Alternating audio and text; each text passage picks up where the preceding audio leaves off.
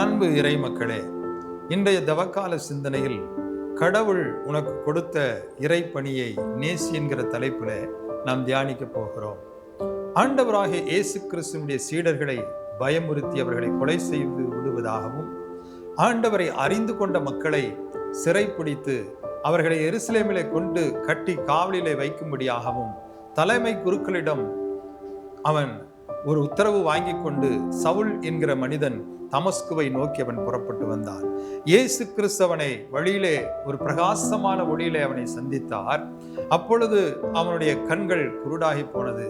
ஏறக்குறைய 3 நாட்கள் அவன் பார்வை இழந்தவனாய் கூட இருந்த பொழுது ஆண்டவர் சீடனாகிய அனனியாவை அந்த மகனிடம் அனுப்பினார். இந்த சவுலை சந்திப்பதற்காக ஆண்டவர் அனனியாவிடம் பேசின பொழுது அவன் பயந்து போனான்.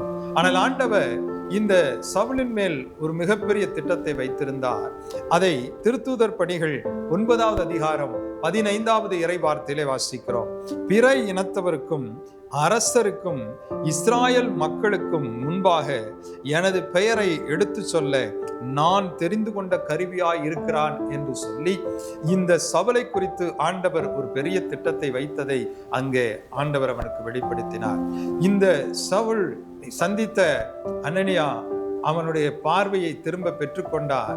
பின்பு சில நாட்கள் சீடர்களோடு கூட இந்த சவுல் தங்கியிருந்தார். ஆனால் அங்கேயே அவர் தங்கி இருக்காமல் ஆண்டவருடைய வார்த்தை சொல்லுகிறது, அதே திருத்தூதர் பணிகள் 9:20 இயேசுவே இறை மகன் என்று தொழுகை கூடங்களிலே பறைசாற்ற தொடங்கினார் என்று அவரை குறித்து எழுதப்பட்டிருக்கிறது.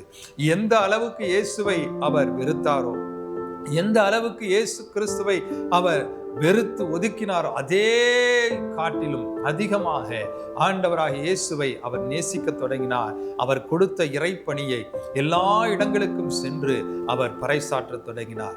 அதன் விளைவு என்ன? அவருடைய வாழ்க்கையில பலவிதமான பாடுகள், துன்பங்களை அவர் அனுபவித்தார். இந்த பவுலுடைய வாழ்க்கையில நடந்த ஒரு காரியத்தை உங்களுக்கு சொல்லுகிறேன். திருத்தூதர் பணிகள் 16வது அதிகாரம் அதுல 25வது இறை வார்த்தையை நீங்கள் வாசிப்பீர்களே ஆனால், குறி சொல்லுகிற ஆவியை ஒரு பெண்ணுடைய அவள் மேல் ஏவி அவளை கொண்டு ஒரு மனிதன் வாழ்க்கை நடத்தி கொண்டிருந்தார். அந்த பெண், அந்த குறி சொல்லுகிற ஆவியை உடைய அந்த பெண் இந்த பவுலை பார்க்கிற பொழுதெல்லாம் அந்த பவுலிடத்துல இவர்கள் ஆண்டவருடைய ஊழியத்தை செய்து வருகிறவர்கள் என்று சொல்லி அவள் சொல்லிக் கொண்டே வந்தார். ஒரு நாள் பவுல் அந்த பெண்ணிடத்துல இருந்த ஆவியை விரட்டி விட்டார்.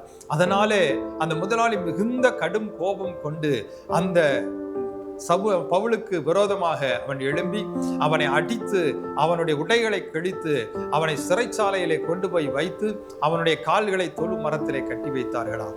ஆனால் இந்த பாடுகளை, இந்த வேதனைகளை, அவமானங்களை பட்ட அந்த பவுல் என்ன செய்கிறார்? அங்கே அந்த சிறைச்சாலையில பவுலும் சீலாவும் அந்த நள்ளிரவில் கடவுளுக்கு புகழ் பாடல் பாடி இறைவனிடம் வேண்டினார்கள் என்று சொல்லி எழுதப்பட்டிருக்கிறது.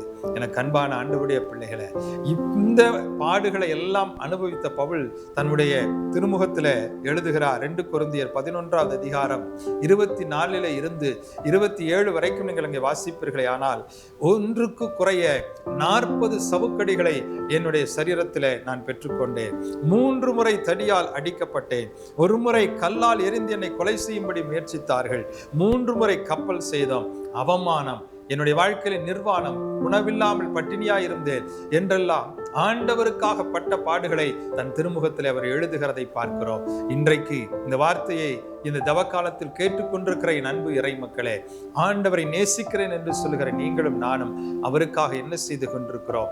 அவருடைய இந்த ஊழியத்தையும் அவருடைய இறைப்பணியும் நேசிக்கிற இறை அடியார்களை நாம் எந்த அளவுக்கு அன்பு செய்கிறோம்? ஆண்டவருக்காக வாழ்வோம். அவருடைய ராஜ்யத்திற்கு வேண்டிய எல்லா நன்மைகளுக்கும் நாம் உதவிகரமாயிருப்போம். அப்பொழுது ஆண்டவர்களை ஆசீர்வதிப்பார். ஆமென்.